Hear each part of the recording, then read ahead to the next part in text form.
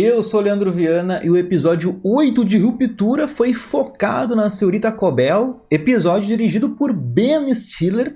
E depois da Cobell aí entrar em conflito com os interesses da Lumon, ela busca refúgio na cidade onde nasceu e se reconecta ali, em parte, com duas pessoas do seu passado, revisitando memórias dolorosas ali na esperança de recuperar um item mas muito importante. Essa é a premissa do episódio, que tem um plot twist gigantesco, meus amigos. Cobell é a mente brilhante por trás de todo o processo de ruptura, por trás de muitas coisas que envolvem. E aqui, ó, muita coisa começa a fazer sentido. Então James Egan pegou as ideias aí de um trabalhador de um nível inferior, um devoto, e enriqueceu ainda mais. Um homem ganhou os créditos pelas ideias de uma mulher. Cara, isso é tudo tão clássico que eu nem acredito que ninguém viu isso acontecer. Aliás, a Cobell tirando os papéis de dentro de uma cabeça do James Egan é a sutileza genial desse episódio. Ali é como se fosse a mente vazia dele e cheia de ideias de outra pessoa. Mas claro, precisamos conversar muito sobre os detalhes do episódio. Então aqui, ó, aumenta o volume porque depois da vinheta é hora de passar limpo o 8º episódio de Ruptura. E lá no final vou trazer umas teorias muito malucas. Bora lá!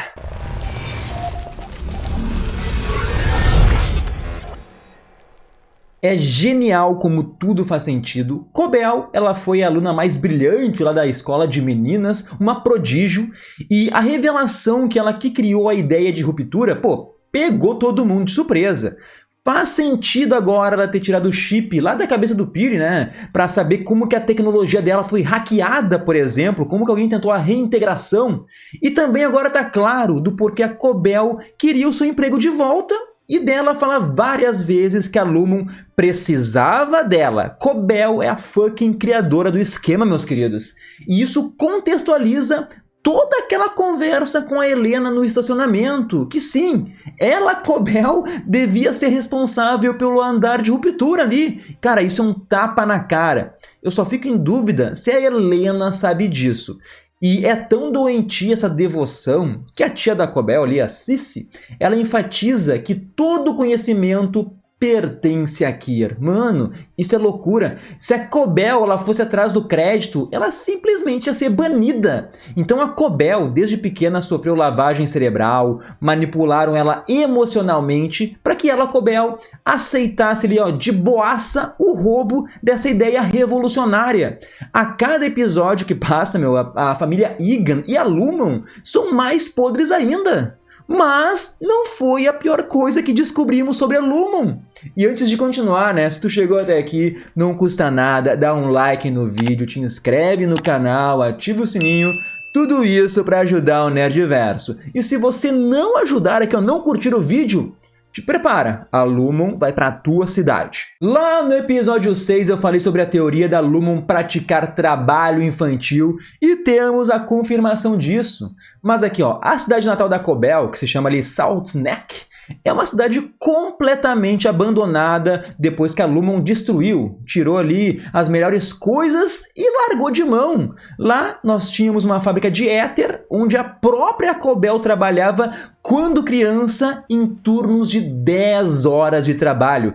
Isso talvez é a coisa mais horrível que sabemos da Lumon, tá? Trabalho infantil já é hediondo. Essa fábrica, ela destruiu a cidade. Os poucos cidadãos que sobraram ali sofrem assim desse vício pelo produto que a Lumon costumava assim fabricar. E a Cobell ainda usou quando criança, quando tinha 8 anos, ela mencionou isso. Cara, as coisas só pioram. Isso era uma ferramenta de controle que a Lumon usava ali para controlar os seus trabalhadores.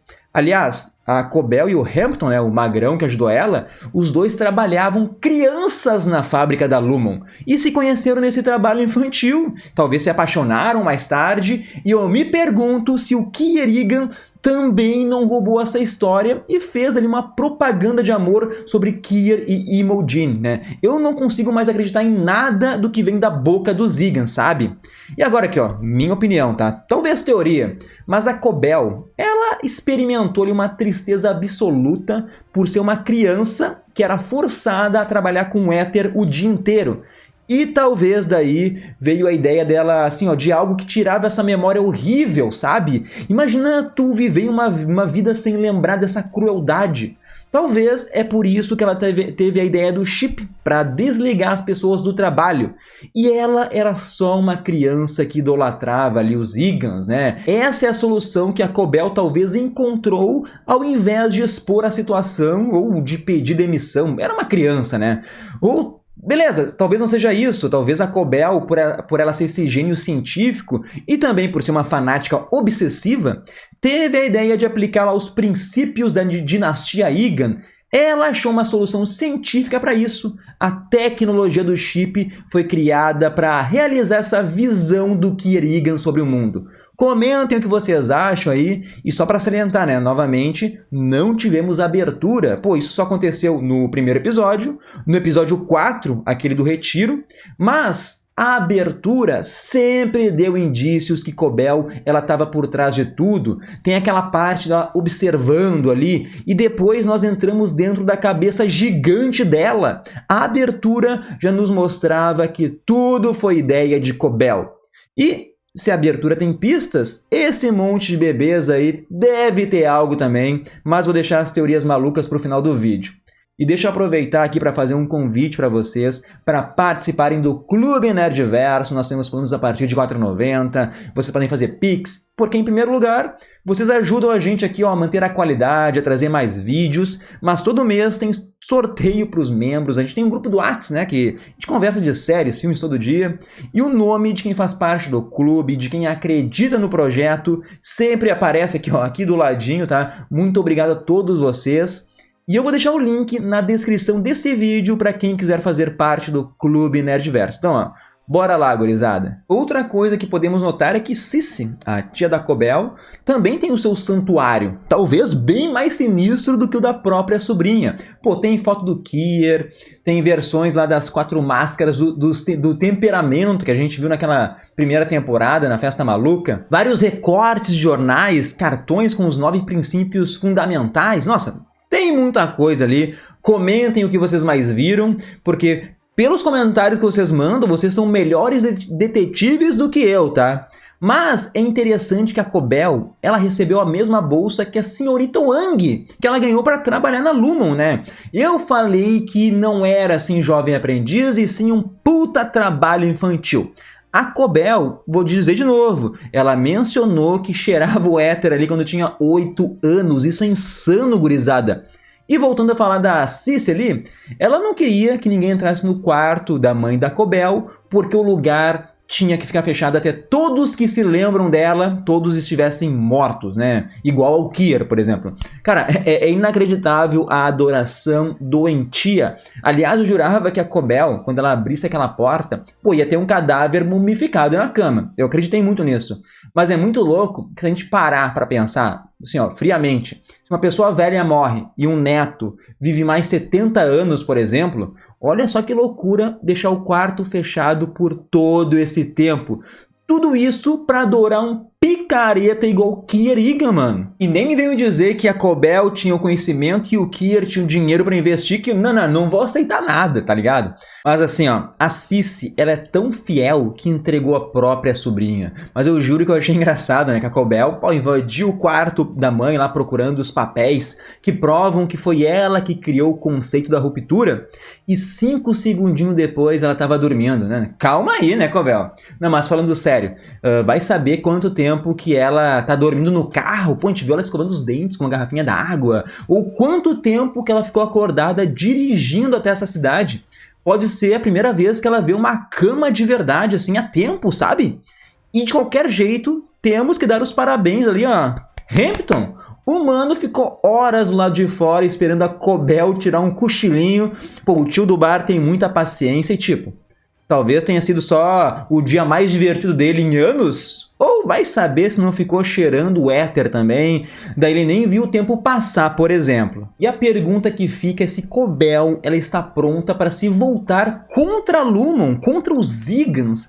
A raiva dela não ter recebido o crédito deve estar se remoendo assim há tempos. E a gota d'água foi ela ter sido retirada do andar do refinamento, da chefia. Pô, ela viveu uma vida sendo manipulada, uma vida de devoção.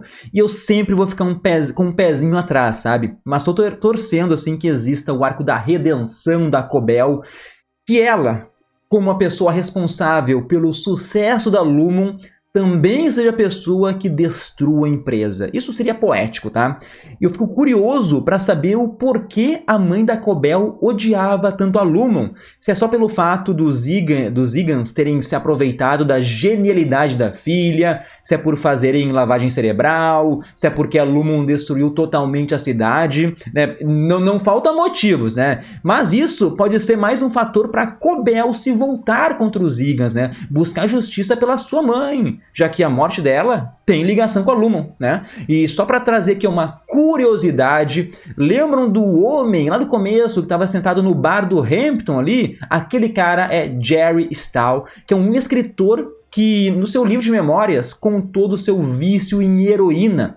Aliás, tem um filme de 98 chamado Uma Vida Alucinante, que retrata essa história e é protagonizado pelo Ben Stiller. Mas enfim, agora resta saber se a Cobell realmente vai ajudar na reintegração do Mark. Com certeza, ela é muito melhor preparada do que a Rigab. Pô, e a Devon, assim, ó, deu muita sorte de ligar pra mulher justamente na hora que ela tá preparando ali um mega plano de vingança. E só um último detalhe, quando a gente viu lá, né, o livro da época de escola da Cobell, tem uma parte que fala assim, ó, algo do tipo, que ela era presidente do Clube de Cabras. Cara, que loucura, tá? Mas eu não esqueci das teorias, tá? Adoro quando vocês mandam aqui nos comentários. Isso me inspira aqui, me ajuda a devagar, muda um pouquinho elas. Mas a primeira é que Gemma estava grávida quando desapareceu naquele dia. E que a sala Cold Harbor é onde o filho de Gemma e Mark está. E o teste final é ver como que a Gemma reage assim a isso, né? E talvez fizeram a ruptura na Gemma durante toda a gravidez, por isso que ela não tem lembranças dessa época. Talvez exista ali um bebê Cold Harbor. Talvez também tenham conseguido aí, sei lá, fazer a fertilização in vitro, mas a ideia é esta.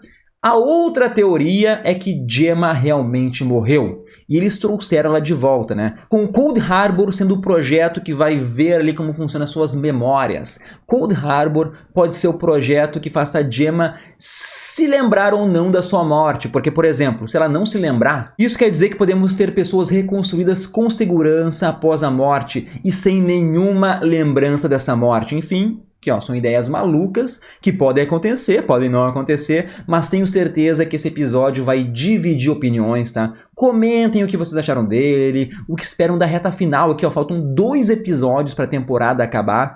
Mandem as teorias de vocês, a gente se encontra aqui ó, no próximo vídeo, né? E não se esqueçam, ouçam o podcast Nerdverso, mas é isso aí, gurizada. Tchau, tchau.